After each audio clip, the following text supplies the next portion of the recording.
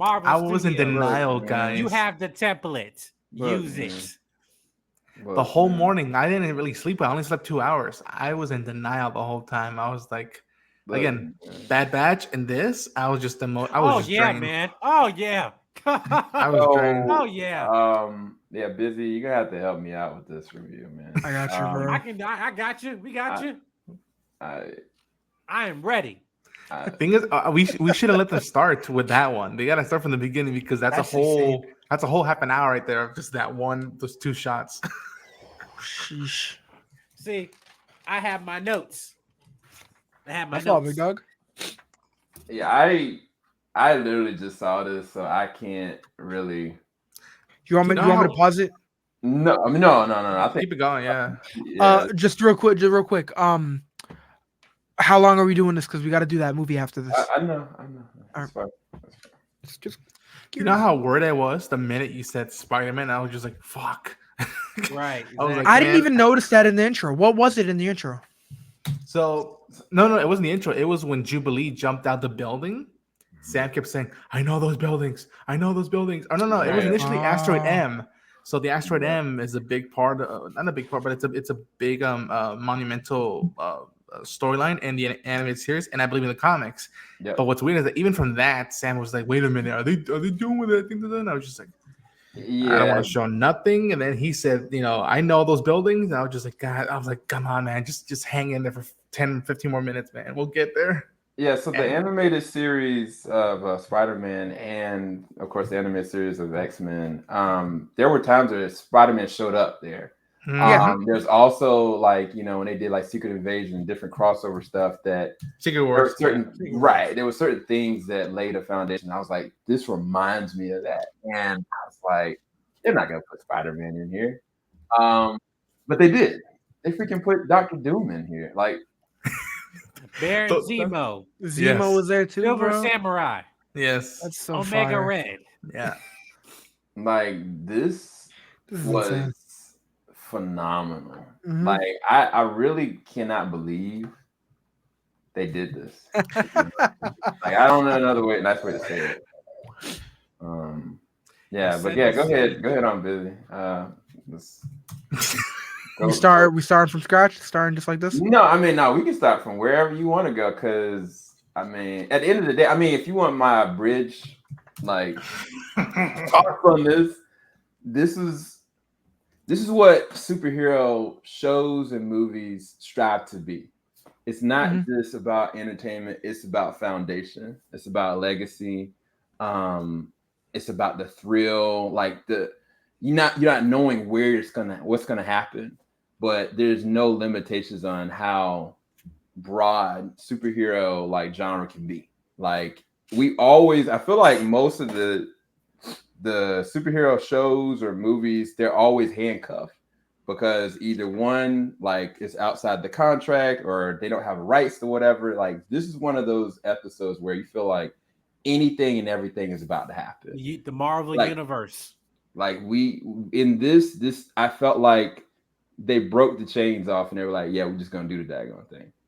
This, honestly, if they ended it right here, this would be probably one of the best finales ever. And they're not even done yet. This was everything. This is what people love about superhero genre in general, in my personal opinion. So it's 10 out of 10. This is probably the best episode I've seen of the show. So we diving right into it. All right. So really? Okay. 100%. Wow. I thought episode 5 was going to be really hard to top. And we had episodes that had similar moments that were that had moments that were insane, that I loved. But this episode is it's tied. It's up there for me. The emotions that episode 5 brought out of me were it's hard to match that up. The Watcher, seeing Cable come back and just everything involved was insane. But then we got similar vibes here, just seeing Charles' return. To me, my X-Men, freaking Spider-Man.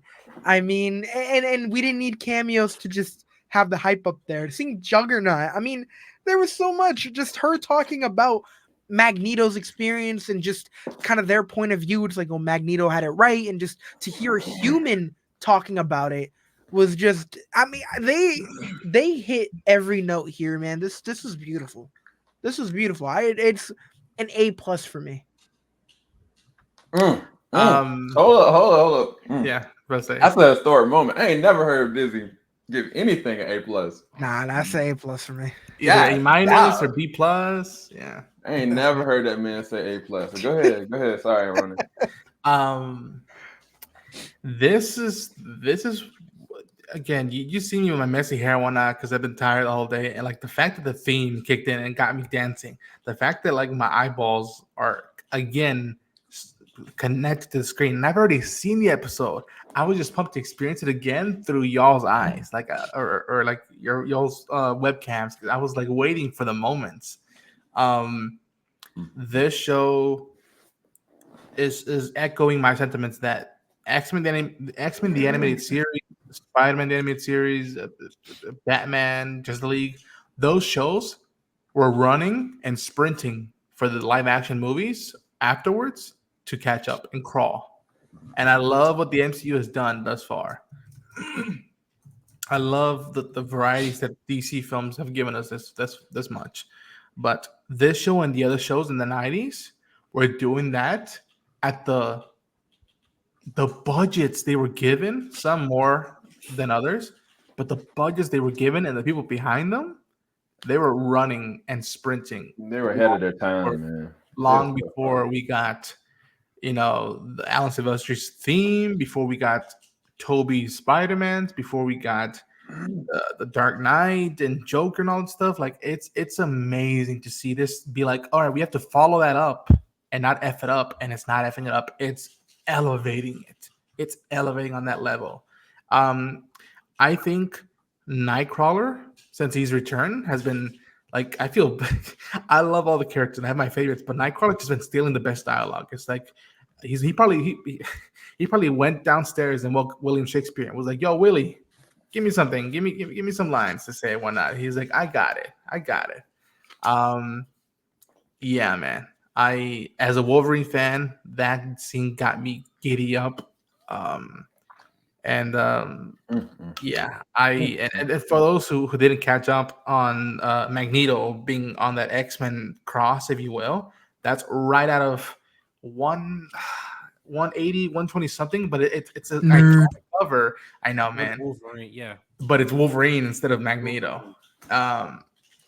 And yeah, what Beau and the team of the writers have been doing is just like, I salute them. I'm like, again, regardless of what's happening in the behind the scenes, from a writing perspective, objectively, I can't say that like, oh, it's not good and whatnot. Like it is Omega level.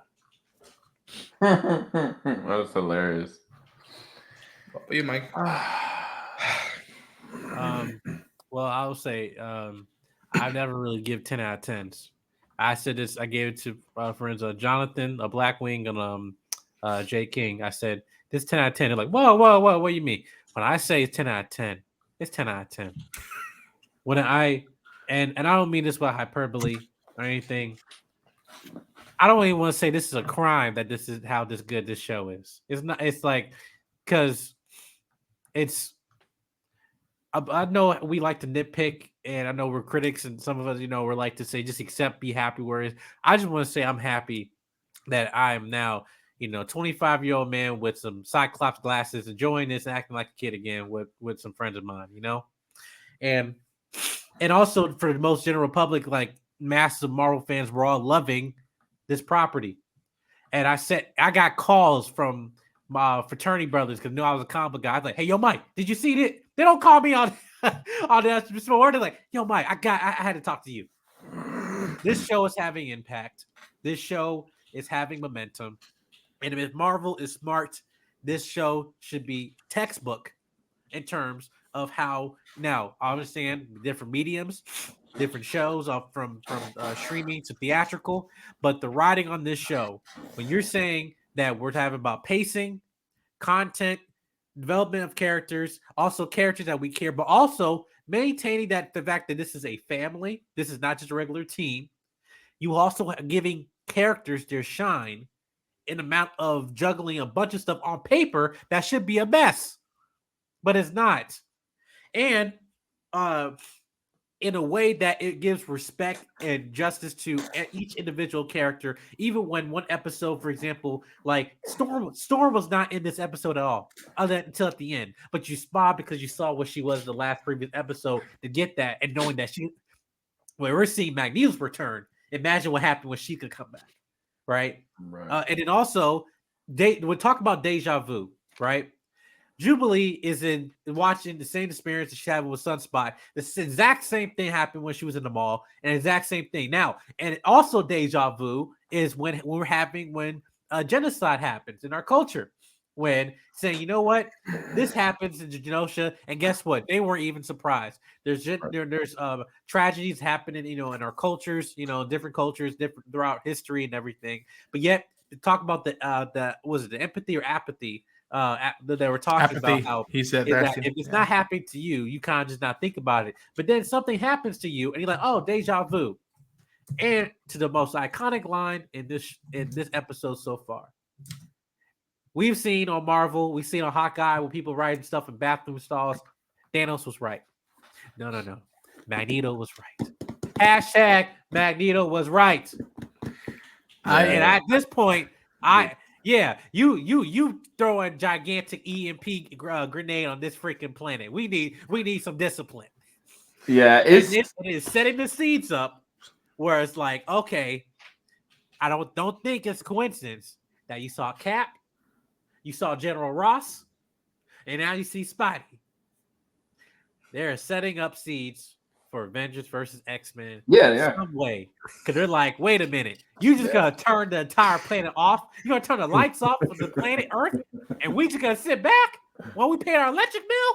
Yeah, because there's ramifications to it. Like the reason why Omega Red is breaking out now is because of this. Like Dr. Doom has been waiting for a moment like this so he can capitalize on it. But speaking of Dr. Doom, the line he said, hey, listen, I know I'm evil, but I'm not partaking in any of this genocide you doing at Genosha. Listen, if Dr. Doom was telling, hey, I ain't even getting what you're doing right now. Think about it. He said, listen, I'm running a freaking country with Latveria. I don't want to tie none of this. Now, what's that saying? It's like, I may be a villain, but I'm not a monster. Right, exactly. I got principles. And he threw that line to him. What did he say? I was born this way. It's like, I was born this way. Yeah, I'm gonna say something real controversial. Oh boy. But zoom in on his No, don't do that. Don't do that. Give him the 4K. No, don't do that. American animated, specifically superhero shows or American animated anything, a lot of the times has to spread out and make sure everything's interconnected. They don't give like a clear, concise, like jaw-dropping episode for episode for episode. A lot of the times that's anime. Anime nowadays is like less than 20 minutes. And in 20 minutes, they can give you something that'll shake your whole foundation, right? This show, and the way it was written, and the way it was done, this episode as an example, you can use episode 5, you can use this one, in less than 22 minutes, gave us more than a movie could. Gave us more than a whole season of a regular animated series could. Yep. Here. And that to me is insane. You can talk about the cameos, you can talk about the callbacks to like Man of Steel or different references of history. It's art, like it's actual poetry in this. But the fact that this was only 22 minutes, bro, like the way our foundations are right now here, like as far as like America, as far as animated, it's not been like this. It ain't been like this in years. So now to see what they're doing, this is unlike anything I've seen in a very long time. Again, bro, they're touching on so many different like things, like watching the Summers relationship, like elevate. Don't mess with the and Summers. go to links that we would only dream of something like this happening. And the writer said, don't worry about it. It's not a dream, it's a reality. We got you. I'm gonna show you. Hold your beer. You're gonna be okay. We're gonna take care of you. Oh, you want to see X-Men that isn't like just Wolverine being the epicenter? Yes. Cool. Right. But Make no mistake, he still is a pound. Yes. Give it to me right now. And they bruh, like watching this man going through taking L's and still keep swinging, and him in Nightclub, bruh, I never would have dreamed seeing something like that, right? But I think the thing that happens with the MCU specifically, where they messed up, is they are so interconnected, but then they don't. Like you have a life-altering thing that happens in Eternals, no ramifications of it everywhere else. Or you got something that happens with Falcon and the Winter Soldier, but then there's a ramification somewhere else. Like you have to wait for it, right? In this show, like the whole Earth has been shaken to its foundations, and it started with the mutants, and it's gonna end with the mutants ultimately. But the fact that I don't have to wait for other series to make sure, like they're just like, no, I'm giving it to you right now. This is insanity. Like I think even when she was talking to Magneto and he just didn't even look at her, he just opened his eyes and just stayed quiet. I was like, when that man get out, this curtains for everybody. Like straight up. Like he is done. And I just don't know where this is going. I love the fact that I cannot dream of where this is actually going to go. Because now you have Xavier at back. You got Magneto out. And the whole Earth has been shaking at its foundation. And we got people like the Watcher looking at stuff like this. What does this mean everywhere else? So, and there was a multiversal reference. Yes. And so if you all remember talking about, so I think I love how you mentioned about the MCU problem, right? Because this has had nothing to do, and people when we're addressing this criticism, like, oh no, you're just hating on Marvel. Just wait. No, when I was watching the pre-Endgame, I didn't have to wait. Nope. They just gave me what the steps that I had, but still also had ramifications on something else later, and I didn't have to wait a couple years or whatever. Or if they don't even address it at all, there wasn't even with plot holes like with Red Skull. Even though that was a long wait, it still paid off. But other things were still giving you as a viewer. If you just were watching this, you still consider each one as an event. But with this, how the connectivity was when he said, "Oh, that's strange." Well, I heard things from Convertage that there are fixed points in timeline. If you remember in season 1 of Marvel's What If, the Doctor Strange episode, which is one of the best ones of that series, he cannot change the reality of saving his girl, because that was going to lead to the demise of his reality, which is what happened.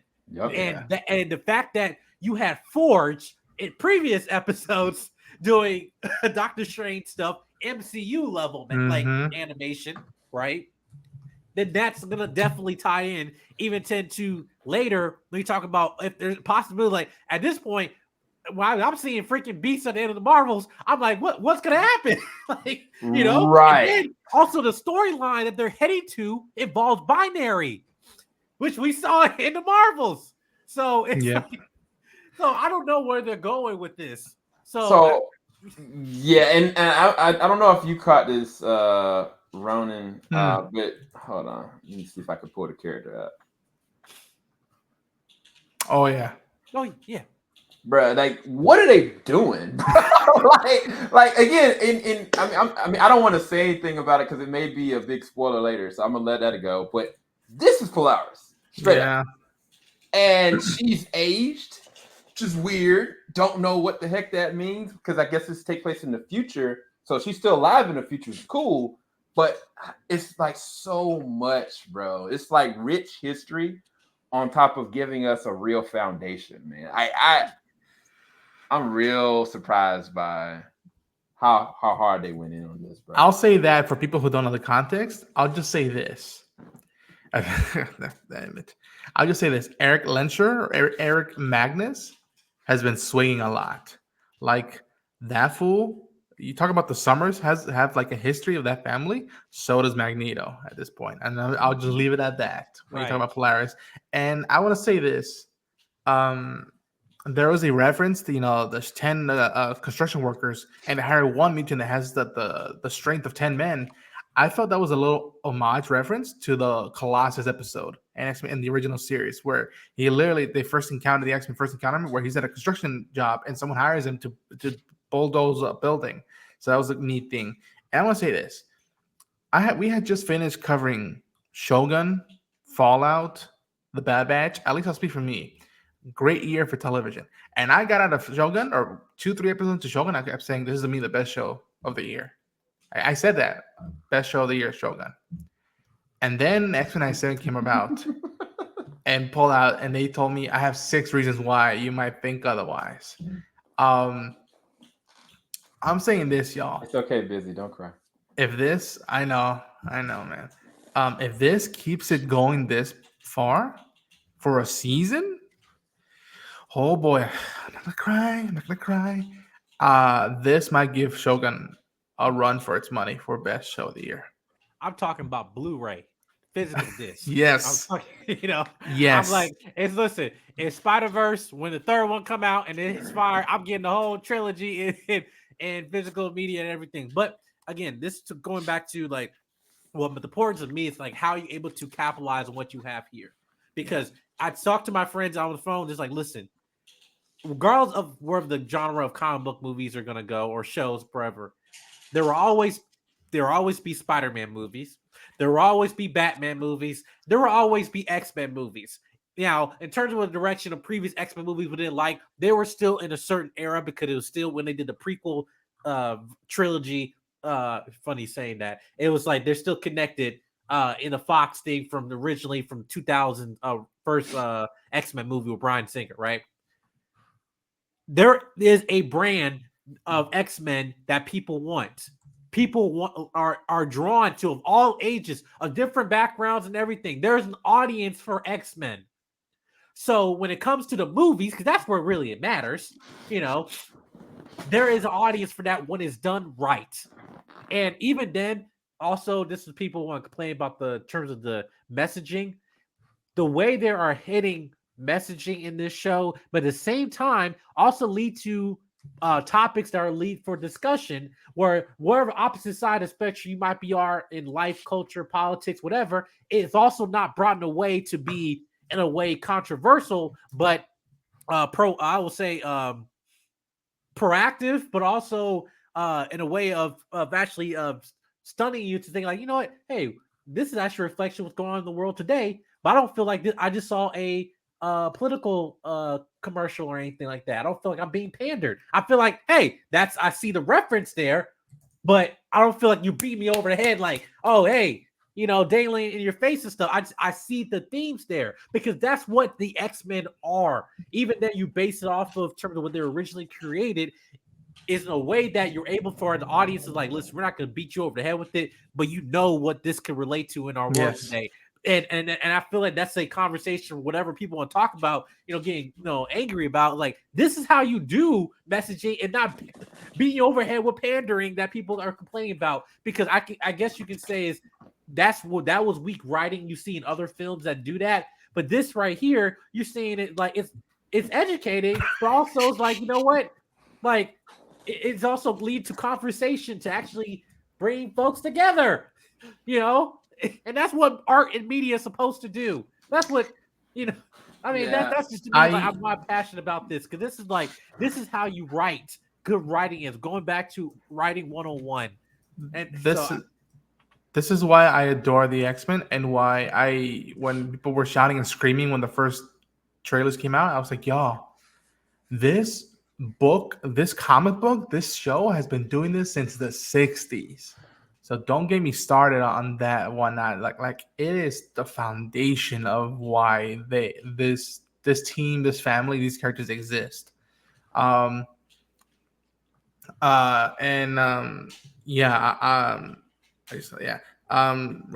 again, we don't know the behind the scenes stuff. I could just objectively say that Beau and his team are knocking it out of the ballpark. And like Mike said, I want a fucking Blu-ray. I want Blu-ray. I want a collector's box set. And hopefully for season 2, y'all, I don't want this show dropping at the same time as another show. Like, pick a slot that's just for X-Men Day. Heck, if you want to do Saturdays and bring back the cartoon vibes, all 100, do it. I will make it my schedule to have that day off just to watch this cartoon this animated series go. But yeah, holy shit. Yeah, Bizzy. I'm a throw the baton back to you. Only thing I gotta say, man, look, Beau, whether All you right. come back or not, you did your thing, bro. Thank Yeah. you for this, because It's just aggravating. I mean, we haven't had something this exciting. It's like I feel like a majority of the times when I feel this hyped when it comes to like a Marvel or Star Wars project, it's usually because there's cameos involved. But the storytelling in this is just getting me to that same level of excitement. Just hearing like just one-liners or whatever the story is. I mean, it's getting me at that level of hype. And yeah, we're getting some cameos, but I'm still screaming nonetheless, even when we get just crazy story moments. So I don't know. I really hope season 2 or whatever they continue to do in the future manages to be on this level of just epicness. yeah. Yeah, guys, I could gush about this so much, but I need time to process this. We're spewing a lot. These two gentlemen under at the bottom, they've seen this earlier today. Me and Bizzy, we just got a knee-jerk reaction. I think it's gonna hit even harder tomorrow when I think about it. And again, this is still X-Men in 1997 for context. So the future is not written in stone. We don't know what this means for the context of this. If they decide, like, all right, we're Like gonna the take it from reference. 97, continue it to present day, what does that really look like? Because the future is gonna be different either way. So yeah, I'm so excited. What do you guys final thoughts? Ronin and Mike. This is the water cooler show of the year, in my opinion, along with Shogun. But this is the show. This is what it felt like watching the first 2 seasons of The Mandalorian. This felt like when WandaVision was dropping each week, and we're all like, "Yo, what are they doing? This is amazing, whatnot." Hey, that the guy from Queens, we saw him. We saw him for 2 seconds. And that's the Spider-Man of my youth. And I know some of the boys are probably good with me. I'm saying this, beyond the Spider-Verse, we're holding it to you. Holding it to you. I'm gonna say I fucking love the show. Mike, closing thoughts. Yeah, even when you talk about the cameos that you might liked and everything, it's still because we've seen cameos before, but I don't get excited for that kind. I think now, like, at least I've seen previous properties or like in films and stuff recently, it comes across as cheap, which is what, and it not as, oh, this is part of the overarching expanding universe, expanding universe and everything. That's reason why we love Marvel, why we love it. But unfortunately, in the movies, we haven't, as you mentioned, we haven't gotten to it because of licensing and rights and all that stuff like that. But now we're getting to a point of that where, hey, listen, clean slate. We're all the same. Yeah. By the way, yeah, that's Stryker. Yeah, that was Stryker on TV. Yes. But yeah, it just also the Easter eggs for people who see it, but it's not throwing your face because we give you a weak story. But here's a cameo. No. Cameos are here and it adds just a little bit of, Stark Expo. Icing on the cake, but it still has the base, the foundation, right? And the foundation's already good. On top of that, come on. But yeah. I had a real interesting thought, but I'm gonna leave it alone because honestly, they could do it, but I'm gonna wait till later on. Especially with the way that Storm is dressed right now. There's a certain character that, there's certain peoples that are going to notice the earth is shaking a little bit. And I swear, bro, imagine. I will be crying that episode. I will be crying. Imagine, bro. I will be crying. But anyway, matter of fact, I thought it was a Dora Milaje holding up. Anyway, we're going to go. All right. We're going to go. I'm not bald head anywhere. Bizzy, where can everybody find your content, man? You can find me at Bizzy Braun everywhere. Bizzy Reactions on Instagram, and you can find me over here doing reviews and on Ronin's channel doing some reactions. Speaking of Ronin, where can everybody find your content, man? You can find me screaming and crying about X-Men 97, The Bad Batch. There's another show that's coming about soon that you'll definitely see some you'll see some of the boys here in there and some talks about. And yeah, just hang tight because the summer's around the corner and we're just getting started. Yes, sir. And last but not least, Mike, where can everybody find your content? You can find me on YouTube and on Instagram at JediMike7. My Instagram going good. Yes, I got video actually dropping tomorrow and stuff. A lot of stuff coming in later this weekend. Everything, stay tuned. Hit the notification bell. And Marvel Studios, pay attention. Pay attention. They're just gonna say, "Wait, we're the ones doing this." That's what they're gonna say. They're gonna take full ownership of it. Just I said what I said. Of, No Way Home. They took ownership of that. Anyway, we're gonna go. Like, subscribe, hit the bell button, go to the description bar below, check out all their content. We got a lot more coming for you guys. You guys aren't ready. Peace, people. Filing out the top of I can see the skyline, 50 mile radius on my timeline. Ain't nothing